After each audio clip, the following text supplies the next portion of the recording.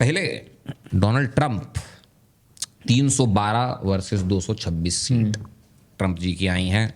Kamala Harris को मतलब ऐसा हराया कि रातों रात भाग गई, छोड़ के जहां पर स्पीच देना था भाग गई, छोड़ के सुबह आई नहीं, बिल्कुल सामने ही नहीं आई। मैप रेड हो रखा है, पूरा मैप इसका पूरा मैप रेड हो रखा है। इसे कहते हैं ट्रंप लहर। देखिए ब्लू भी जहाँ जाए वो एक्सपेक्टेड था। और ये ब्लू की खासियत पता है क्या है? वही ये फॉक्स ने जो वो निकाला कि जहां जहां पे हैरिस की विनिंग हुई है, जहां जिस स्टेट में हैरिस जीती है उस स्टेट के अंदर एक खास बात थी, वहां पे वोटर आईडी की जरूरत ही नहीं थी। शाबाश। और उन्हीं स्टेट्स के अंदर स्पेसिफिकली कमाला हैरिस जीती है। उसके अलावा कुछ जितने स्टेट्स के अंदर कोई ना कोई वैलिड आपको जीती है वो भी कंप्लीटली रिग्ड है भाई। वो पूरा रेड है। पेंसिल्वेनिया हो, टेक्सास हो, एरिजोना लास्ट आया है, मुझे लगा नहीं था शायद वो जीतेंगे, बट वो भी जीत गए। कैलिफोर्निया जहाँ पर की मैक्सिकन गैंग्स आके जो है पूरा का पूरा बूथ हैक कर लेती हैं, और करप्ट चीजें बैठी हैं, आराम से घुसने को एंट्री मिल जाती है उनको भी करने को, वहाँ इन्फ्लुएंस कर लेते हैं वो। पूरा का पूरा वेस्ट कोस्ट का जो बॉर्डर है पूरा का पूरा जो है इनके हाथ में गया। वॉशिंगटन से लेके कैलिफोर्निया तक पूरा का पूरा जो ईस्ट कोस्ट का बॉर्डर है, न्यूयॉर्क, जितनी ये वोक सिटीज है अमेरिका की, एक्सपेक्टेड ही था। न्यूयॉर्क से एक्सपेक्टेड था। पेंसिल्वेनिया है जो सबसे बड़ा फ्लिप, क्योंकि वो न्यूयॉर्क का पेंसिल्वेनिया के साथ ही तो कंफर्मेशन आ गई थी कि ट्रम्प भाई साहब की विजय हो चुके हैं। अब पेंसिल्वेनिया के हर अंदर बंदे को समझ आ गई थी ये जीत गया, अब फाइनल है रिजल्ट। तो ट्रम्प की क्योंकि वहाँ विक्ट्री पे तो कंफर्म्ड ही है। वहाँ पे इलेक्टोरल कॉलेज जो है वो पेंसिल्वेनिया का बहुत हावी है, वहाँ पर बहुत डेंसली पॉपुलेटेड है। यूएस का इलेक्शन किसी को समझना हो तो बहुत सिंपल तरीका है। इंडिया में क्या होता है, मान लो उत्तर प्रदेश में 80 सीटें हैं, ठीक है, बीजेपी जीत लेती है 60 सीटें, कांग्रेस जीत लेती है, समाजवादी पार्टी जीत लेती है 20 सीटें। तो फाइनल टैली के अंदर ना समाजवादी की 20 काउंट होंगी इंडिया ब्लॉक की तरफ से और 60 सीटें काउंट होगी बीजेपी की। यूएस में इसका रिवर्स है। वहाँ मान लो बीजेपी और समाजवादी पार्टी अमेरिका में इलेक्शन लड़ रही है। अगर वहाँ पे टेक्सास के स्टेट के अंदर 80 सीटें हैं और 60 बीजेपी जीत लेती है और 20 समाजवादी पार्टी जीतती है, तो फिर 80 की 80 सीटें पूरी की पूरी बीजेपी के खाते में जाएंगी। हाँ सही है। तो जो 7 स्विंग स्टेट है वहाँ पे, वहाँ की प्रॉब्लम ही यही है कि वो 7 स्विंग स्टेट्स के अंदर वो सीट बहुत ज़्यादा हैं। अगर वो से आ जाती है, हाँ, अगर ऑटोमेटिकली अगर ओवरऑल में देखें तो सबसे ज़्यादा सीटें उन्हीं स्टेट से 19 स्टेट्स आ जाए, तो वो स्टेट अगर आपने पूरा फ्लिप कर दिया तो गए आप। और वही पेंसिल्वेनिया उनमें से एक था, तो इसीलिए पेंसिल्वेनिया पे इट्स आते लाइक जैसे यूपी इंडिया के इलेक्शन में यूपी बहुत इंपॉर्टेंट रोल प्ले करता है, वैसे ही वहाँ पे पेंसिल्वेनिया यूएस के लिए बहुत इंपॉर्टेंट नहीं, रोल प्ले पेंसिल्वेनिया के लिए नहीं, पेंसिल्वेनिया इसलिए हो गया था क्योंकि वहाँ पे टेक्सास और एरिजोना जो बड़े स्टेट्स हैं, पेंसिल्वेनिया भी इसलिए क्योंकि उसके अंदर इलेक्टोरल सीट्स बहुत ज़्यादा हैं। वो बहुत छोटा सा स्टेट है पेंसिल्वेनिया, हरियाणा जितना बड़ा होगा, और उसकी इतनी बड़ी पावर है क्योंकि वहाँ पर उसकी डेंसिटी बहुत ज़्यादा, लोग बहुत ज़्यादा रहते हैं, तो उसके हिसाब से वोट वहाँ पे डिवाइड होते हैं। सॉर्ट ऑफ, बट हम कह सकते हैं एक तरफ से जैसे कि इंडिया के इलेक्शंस के लिए यूपी अगर आप जीत गए तो समझ लो आप इंडिया का इलेक्शन आपके हाथ में है तो एक वहाँ तरफ पर से। वो 7 में से 4 स्टेट अगर आप जीते तो पूरा का पूरा इलेक्शन आपके हाथ में है। उससे पहले वो 3 स्टेट फ्लिप ऑलरेडी कर चुका था, वो चौथा था जहाँ पर 7 में से 4 फ्लिप कर दिए, तो अब 3 का कोई महत्व नहीं रह गया उतना बड़ा। वैसे ना ये इलेक्शन का रिजल्ट ना पहले से पता था सबको क्या होना है, जितना मर्जी हुआ कर ले, कोई भी कर ले, इलेक्शन से पहले जितने भी ट्रम्प को जैसे देखा था, मीडिया पे दिखा रहा था कि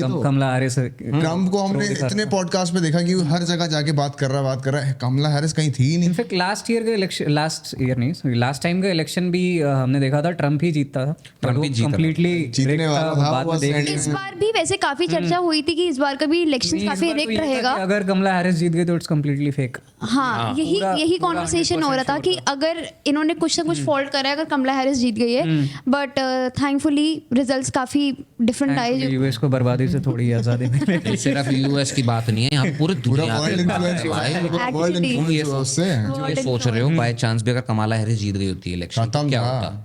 ईरान को न्यूक्लियर बम मिल जाता भाई, ठीक है। रशिया यूक्रेन में पूरा खत्म करके आगे निकल गया होता अब तक, ठीक है। इजराइल हमास इस समय मिडल ईस्ट के अंदर World War 3 बन चुके होते। तो पता क्यों? सिर्फ इसलिए ताकि अमेरिका की जो जितनी लॉकहीड मार्टिन वगैरह ने और वेपन बेच सके। और ये वो कल्चर भी, मेरे को ऐसा लगता है कि अगर इस बार यूएस इलेक्शन जीत जाता तो शायद वो अपनी वर्ल्ड पावर भी लूज कर देता।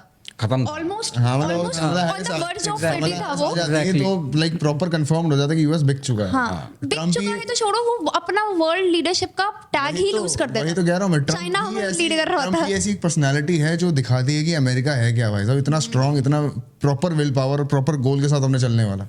इसको जहाँ फायदा दिख रहा है वहाँ दिख रहा है, लेकिन जहाँ कम्युनिटी भी सही रहनी चाहिए उस हिसाब से। आई थिंक वो उनका इसलिए भी आता है क्योंकि वो एक बिजनेसमैन भी है, तो वो एक कंट्री को इकोनॉमी के पर्सपेक्टिव से भी बहुत अच्छे से समझते हैं। लाइक उनके जो नॉर्थ कोरिया के रिलेशंस बिल्ड हुए थे उनके लास्ट टर्म के अंदर, आई डोंट थिंक यूएस के किसी भी प्रेसिडेंट ने वो बिल्ड करा है।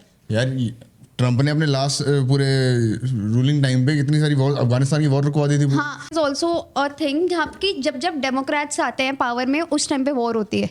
हाँ नहीं, रिपब्लिकन के टाइम से भी वॉर होती है। देखो अफगानिस्तान का वॉर किसने शुरू किया? जॉर्ज बुश ने, रिपब्लिकन था। इराक वॉर किसने शुरू किया? जॉर्ज बुश, रिपब्लिकन था। सीरियन वॉर लेकिन किसने शुरू किया? और बैरक ओबामा, डेमोक्रेट था। उसके बाद जो है अरब स्प्रिंग के अंदर ही लीबिया के अंदर किसने तमाशा किया? Barack Obama. ठीक है, इराक के अंदर ये जितने भी हुए आईएसआईएस किसने बनाई? Barack Obama. बैरक ओबामा का कितना बड़ा रोल है आईएसआईएस बनने का। ट्रम्प की खासियत ये थी, ट्रम्प ने कभी वॉर न करवाया, और जितनी बार वॉर की संभावना बन रही थी उतनी बार उसको खत्म करवा दिया। ईरान का जनरल खड़ा होकर कह रहा कि मैं इजराइल पर अटैक करूंगा, मैं वॉर करूंगा। एक दिन एयरपोर्ट से निकलता, ऊपर से धच्चे से मिसाइल गिरते, खत्म इंसान। उसके बाद आ रहा है आई किल्ड वो उसको जो आईएसआईएस के लीडर को मारा था, फुल एकदम कॉन्फिडेंस चौड़ के साथ ISIS मारा, ऐसे मार दी, खत्म हो गया। आईएसआईएस के लीडर को मार के, अल बगदादी को मार के, कंपैरिजन चलता है कई बार, एक जगह पे दिखाते हैं कि जब बैरक ओबामा ने उसामा बिन लादेन मारा था तब उसने क्या स्पीच दी थी, उसके साइड में इसने ट्रम्प ने क्या स्पीच दी थी। तो ओबामा आता कहता है tonight we have done this operation and we killed Osama bin Laden, ये वो। ट्रम्प आता है, tonight we killed al-Baghdadi, we shot him with one missile, he died like a dog।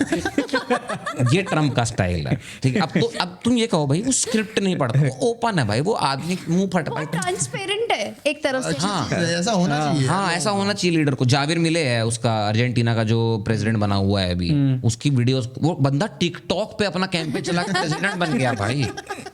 सोचो कोई कर सकता वॉल्यूम भाई। Proper Gen Z style. हाँ, प्रॉपर उसने जेनजी ऑडियंस को केटर करा है। केटर किया, लेकिन वो बंदा बहुत अच्छा। अभी जब ट्रम्प जीता उसके बाद जेवियर मिले, ट्रम्प और इलॉन मस्क एक ही साथ खड़े होकर फोटो खिंचवाई थी उन्होंने। बंदा बढ़िया है, बट वही है ना, वो जनता को समझता है कि जनता को चाहिए क्या भाई। यही ट्रम्प है, क्योंकि ट्रम्प के बच्चे हैं भाई, 18 साल का बैरन है उसके पास, पूरे के बताता नहीं होगा कि हमारी जनरेशन को क्या चाहिए भाई।